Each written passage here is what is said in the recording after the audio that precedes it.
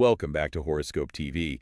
It is really great to have you with us today. Yeah, thanks for having me. I'm excited to get into this. We're doing something, a little different today, something a bit more focused. Usually we pan across the whole sky and look at all the signs, but today we are turning our gaze toward one specific archetype. Right, the mountain climbers of the zodiac. Exactly.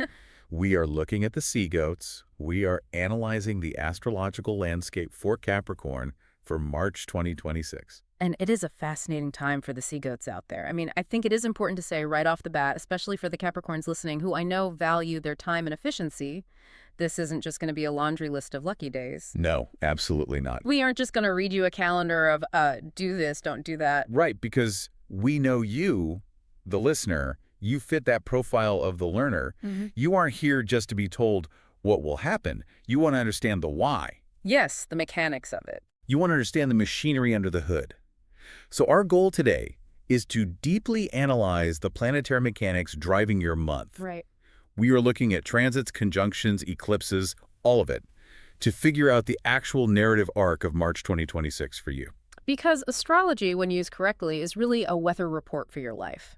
That's a great way to put it. It tells you when to bring an umbrella and when to plan the picnic. And for Capricorn this March, the weather patterns are incredibly distinct. It is not a muddy or, confused month. It is sharp. So let us start with the elevator pitch. If you had to sum up March 2026 for Capricorn in a headline, if you were writing the front page of the Cosmic Times, what are we looking at? The headline is The Ascent. March is a month of distinct phases. It starts off deceptively distal, almost quiet. Okay. But then it hits a peak of intense reality, responsibility, and what I would call high-stakes structural work, before finishing with a massive surge of transformative power. I like the sound of transformative power, but high-stakes structural work sounds a bit like manual labor. Well, in a spiritual sense, it is. But for Capricorn, that is the comfort zone. They love to build. True.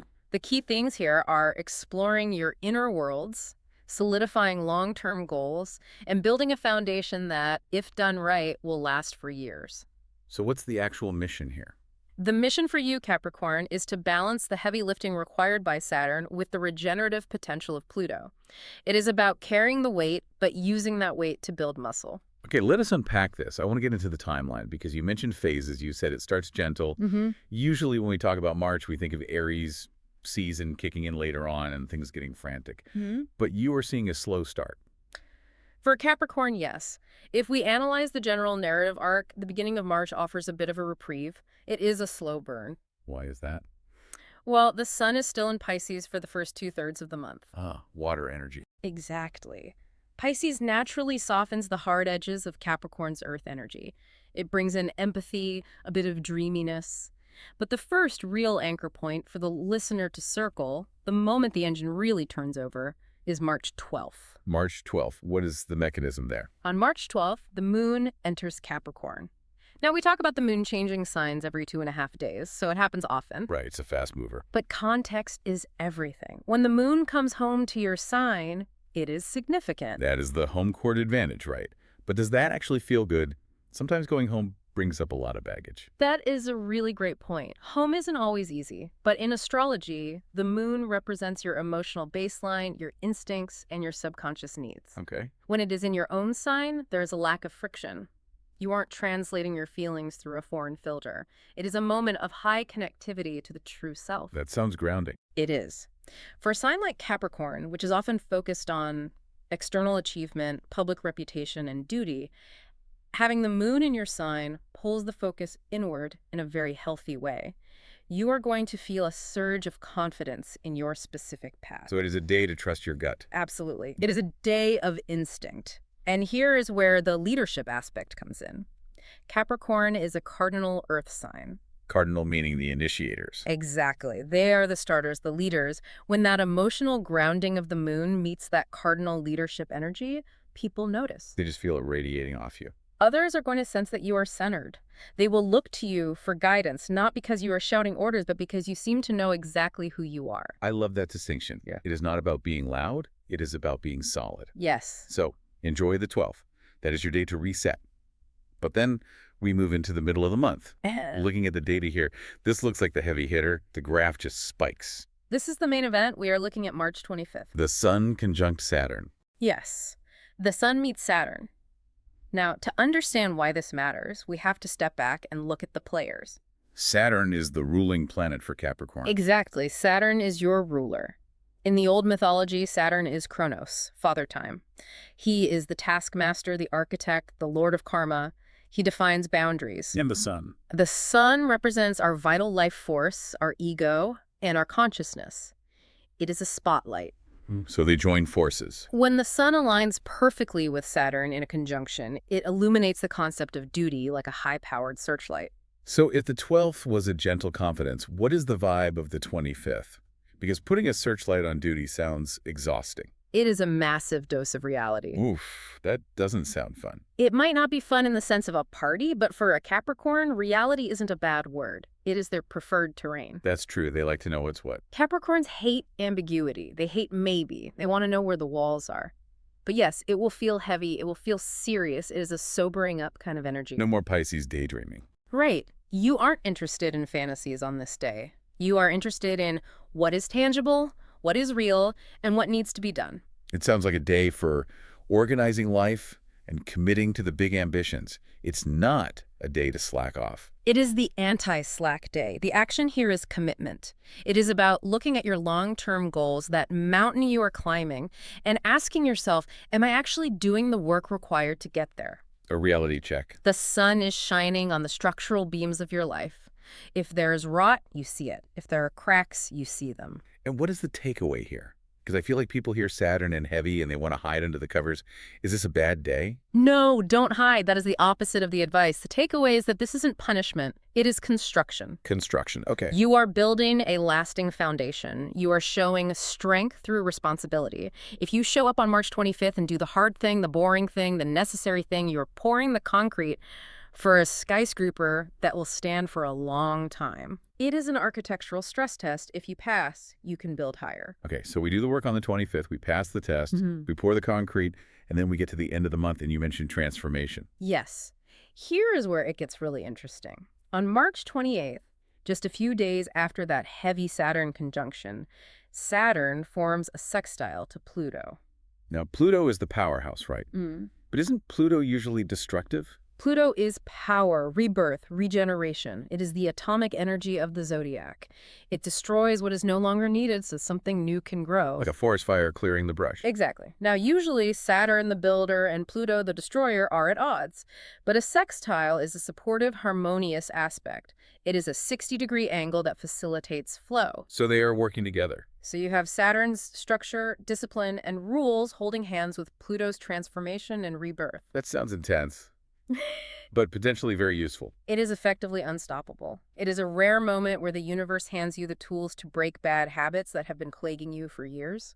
Because usually it's so hard to make those changes stick. Right. Usually when we try to change a habit, we have the desire, which is Pluto, but not the discipline, which is Saturn. Or we have the discipline, but not the deep psychological drive.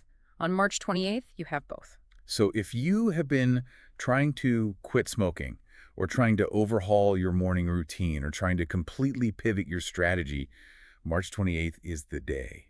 It is the day. You can rebuild your life exactly as you desire. The emotional state associated with this transit is determination. Not just hoping for the best. Not the frantic energy of hoping it works, but the cold, steel certainty of making it happen. It is controlled demolition followed by rapid reconstruction. Man, that is a powerful arc. From gentle confidence to heavy duty to absolute transformation. It feels like a hero's journey in 30 days. It really is. And for Capricorn, who loves a challenge, this is a month where they can really thrive. So let us pivot a bit. We know the general vibe, but let us talk about what Capricorn is usually most famous for. Career and professional ambitions. The boardroom, the corner office. Exactly. But looking at the charts for March 2026, there is a bit of a paradox here. It doesn't look like standard career advice. It doesn't. And it starts on March 6th, when Venus enters Aries. Now, normally Venus is about love and money, but Aries, for a Capricorn, where does Aries fall in the chart? This is technical, but crucial. For Capricorn, Aries rules the 4th house. That is the very bottom of the chart, the sector of home, family, and roots. Okay, so the base. So when Venus lights up this area, it brings focus and value to the home. But wait, we are in the career segment. Why are we talking about the home? Exactly. The paradox is that to succeed at work this month, you have to step back from the office. That is extremely counterintuitive for a Capricorn. They're going to hate hearing that. They might, but the astrology is clear. The conflict is that while career, the 10th house, is usually number one, this transit demands you nurture your roots, the 4th house. So they are opposite each other on the wheel. Yes, think of it like a tree. You want the branches to reach higher into the sky. You need the roots to go deeper into the earth. So the strategy is that you cannot build a career on a chaotic home life. Precisely. If your house is a mess, if your family relationships are strained, if your base isn't secure, your professional ambition will suffer. You will be distracted. You will be drained. So the work is actually at home.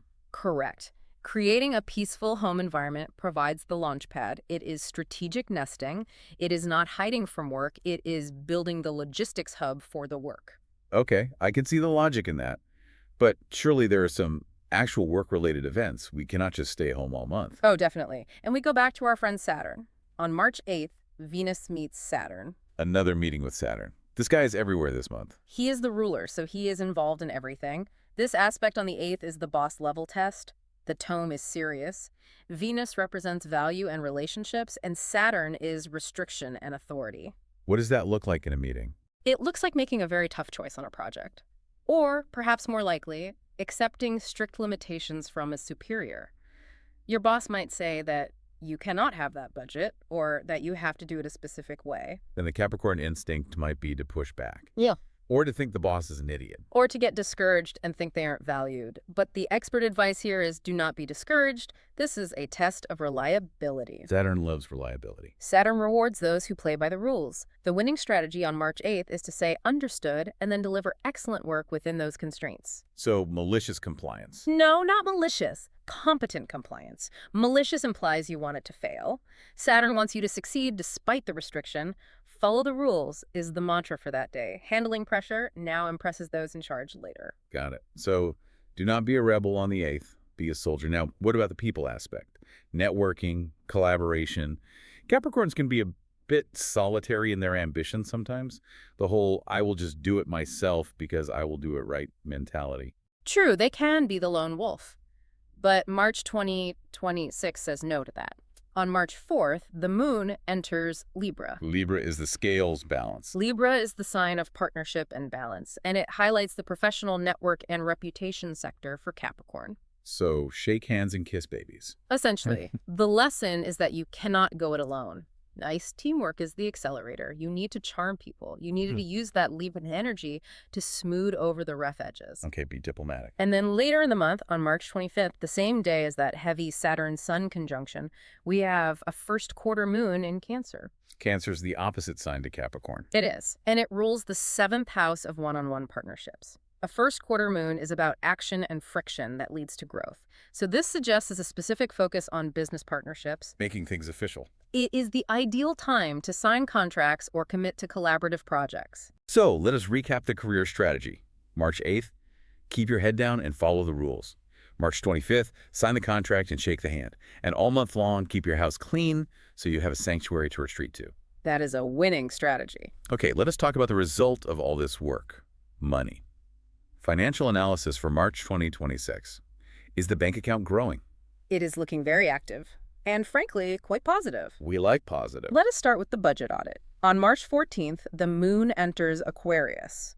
Now, for Capricorn, Aquarius rules the 2nd house, the sector of personal income, resources, and self-worth. Aquarius is very intellectual, right? It is air energy. Yes.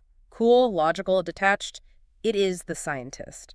So when the moon is there, the energy isn't about feeling anxious about money or feeling guilty about spending. It is about looking at the spreadsheet. Just the facts. It is about spotting cuts. It is about innovative ideas for daily finances. It is not emotional spending. It is strategic allocation. Exactly. You are looking at your money like a resource to be managed, not a reflection of your soul. It is a great day to download a new budgeting app or reorganize your portfolio. Get the house in order financially. But the real excitement comes a few days earlier on March 10th. Remember how we talked about Pluto being the power player? The transformer. On March 10th, Venus forms a sextile to Pluto. This is the power move. I love that. The power move What does that mean practically? The vibe is highly favorable. Venus rules money and attraction. Pluto rules massive wealth, hidden resources, and influence. Oh, that's a good combination. When they connect positively, it opens doors to the vault. This is the time to negotiate a better salary. This is the time to find a highly profitable investment. And what is the dynamic with other people during this? People with money and influence are drawn to Capricorn's practicality during this transit. They see you as a safe bet, but a profitable one. You are radiating competence. So, catchphrase opportunity here. Time to make the pitch. Absolutely. Time to make the pitch. If you have a business idea, if you want to raise, do it around the 10th. The magnetism is there. But is there any risk? Is it all smooth sailing? There is a moment of calculated risk. On March 22nd, Mars forms a trine to Jupiter. Mars is action, Jupiter is luck. That sounds like a winning lottery ticket. It feels like one. Mars is the gas pedal, Jupiter is expansion, it is high reward energy. A risky business move could pay off perfectly. You feel lucky, you feel confident. But I hear about coming. But I have to add the expert warning. It is a trine, which means the energy flows easily, sometimes too easily. You can get carried away. You can get overconfident. You can leap without looking because you feel invincible. You still must do the research. The advice is to combine your natural Capricorn caution with this lucky boost. So do not bet the farm on a whim. Yeah. But if you have studied the farm and you know the soil is good, buy the farm. Exactly. Buy the farm. But check the soil pH first. If you do the homework, the Mars-Jupiter trine on the 22nd could lead to a growing bank balance. All right, let us shift gears.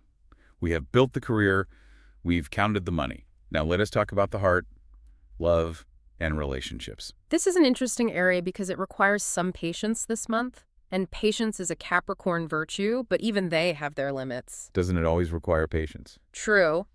But there is a massive green light early on. March 11th, Jupiter goes direct. What does it mean that it was retrograde before? When Jupiter is retrograde, the energy of expansion and growth is turned inward or stalled. It feels like things are stuck in the mud. Like you're spinning your wheels. For Capricorn, this was happening in the partnership sector. So maybe you felt like your relationship wasn't going anywhere, or if you were single, the dating pool was stagnant, just crickets. Then on March 11th? The dam breaks, the floodgates open. A wave of positive energy hits that partnership sector.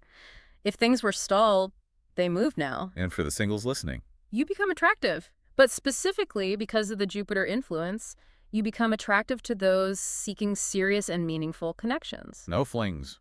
No flings. Jupiter here brings people who want to build. They want a partner, not a plaything. That sounds great. That sounds like exactly what a Capricorn wants. But looking at the timeline, 3 days later, March 14th, we have a friction point. Yes. Mars squares Lilith. Okay, we need to explain Lilith.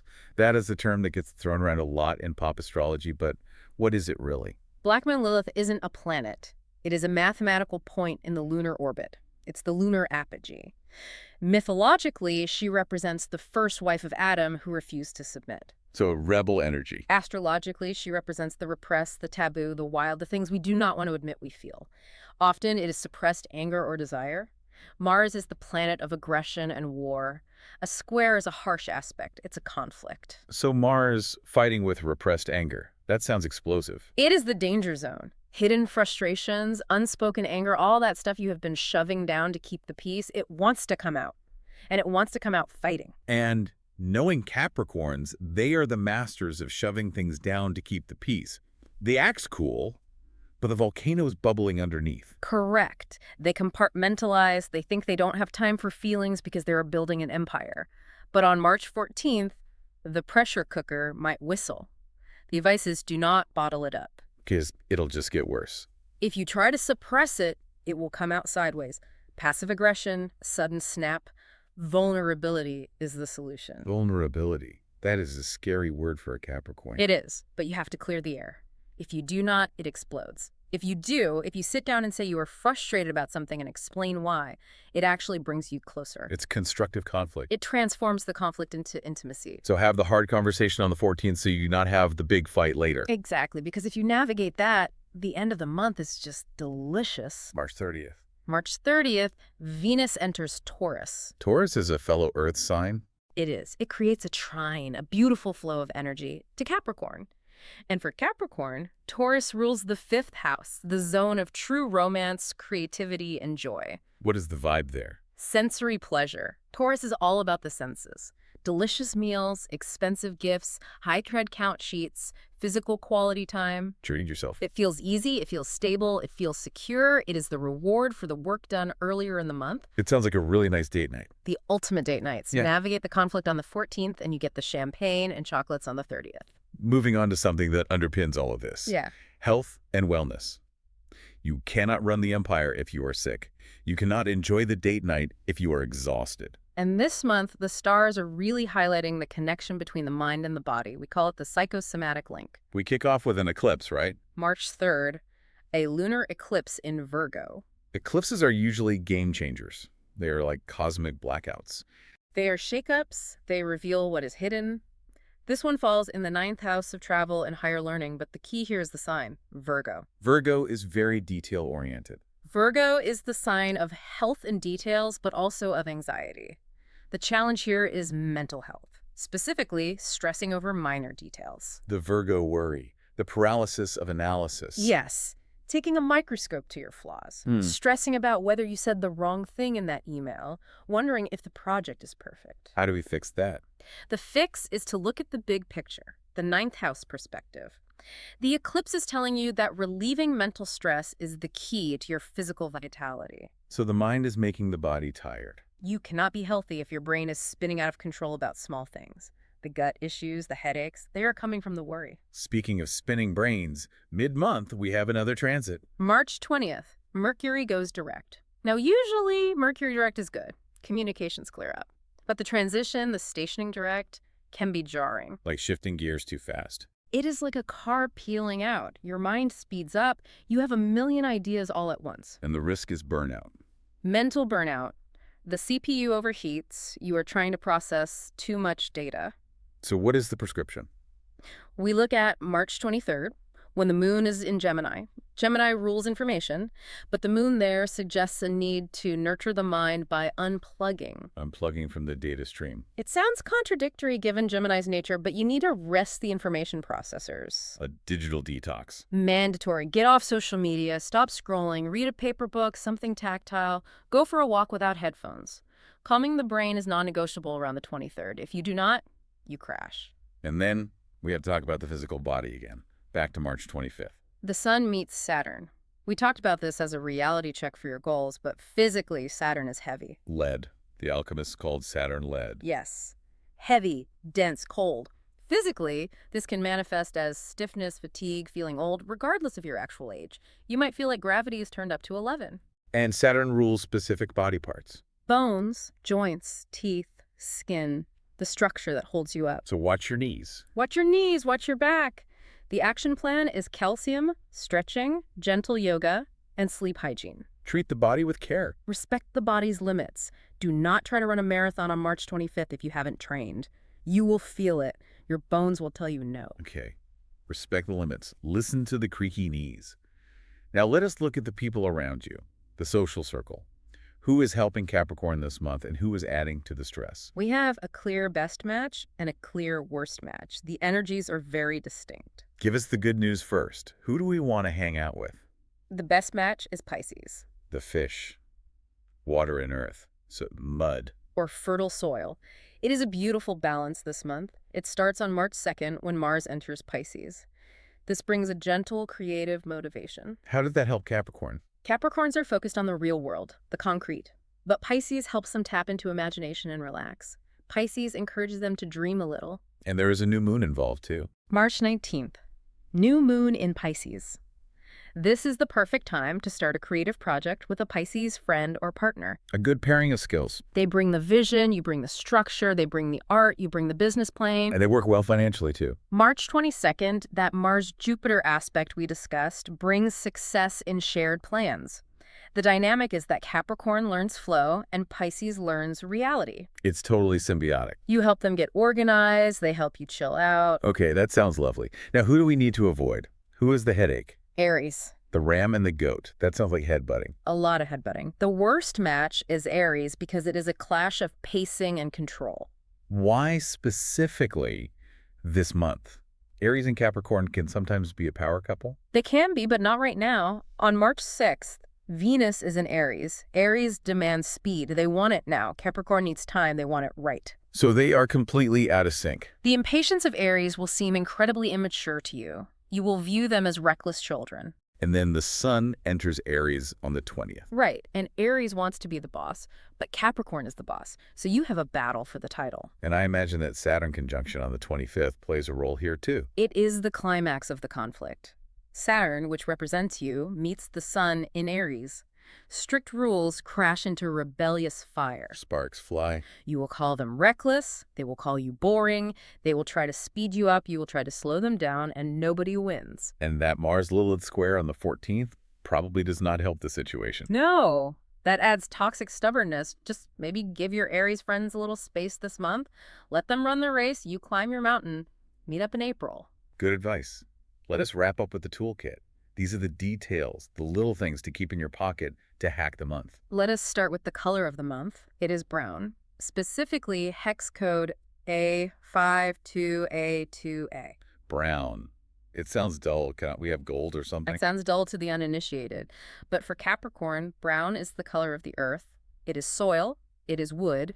It represents grounding and reliability. In a month where you are dealing with Saturn's heavy reality, you need that grounding. You do not want to be floating away. So how do you use it? Wear brown, surround yourself with wood tones, leather. It will help you feel stable. It subliminally tells your brain that you are solid. Okay, I can get behind that. Leather jackets count as brown. What about lucky numbers? We have 10, 22, 34, 46, 58, and 64. Any significance to those? 10 is the number of completion and the wheel of fortune. 22 is a master builder number, very fitting for this month's energy. And let us recap the strategic dates. Hmm. If you put 3 circles on your calendar, where do they go? Circle March 2nd, Mars enters Pisces, the start of creative flow. Circle March 12th, Moon in Capricorn, the me day, the day of confidence and leadership. In the 3rd. And circle March 19th, the new moon in Pisces, the day to plant seeds for new projects. Fantastic. And of course, do not forget the 25th and 28th for the heavy lifting and transformation. Those are the days you show up and do the work. Right. So let us analyze the whole picture. What does this all mean for our listeners? March 2026 is a month of building. It is not a month of fluff. It requires clearing the mental clutter, thanks to that eclipse, surviving the pressure test of Saturn, and then using that strength to transform via Pluto. It feels like you are being prepared for something big, like boot camp for CEOs. You are. You are ready to take on heavy responsibilities. The universe is checking to see if your foundations are strong enough to hold the success that is coming. A stress test. If the foundation is weak, Saturn will show you. If it is strong, Pluto will empower you. That is a very powerful thought. And I want to leave the listener with a final provocative thought. We talked about that March 28th sextile between Saturn and Pluto, the builder and the destroyer working together. Right, the hammer and the trowel. I want you to ask yourself this.